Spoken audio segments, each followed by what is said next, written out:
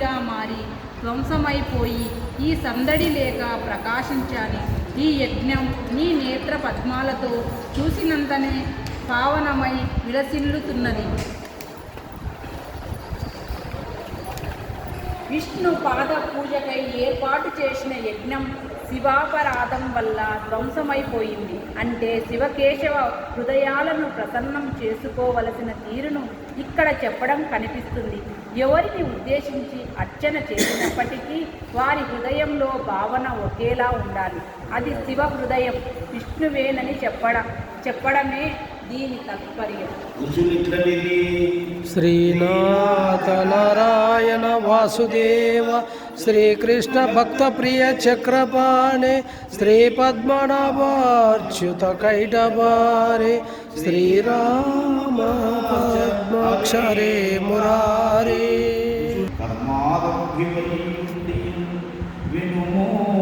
విను తత్కర్మ పర్వంద వితరు విశ్వం ఉన్నం పూజికై అనయం కుంభజయించు నిందిరగరం బంతిని చేరగై గుణవే నీ చరిత్రమునకు గోవింద పద్మోదర.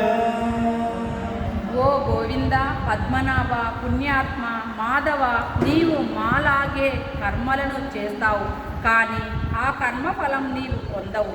ఇతరులు సంపదల కోసం నిరంతరం సేవించే లక్ష్మీదేవి నిన్ను చేరినప్పటికీ పట్టించుకోవు.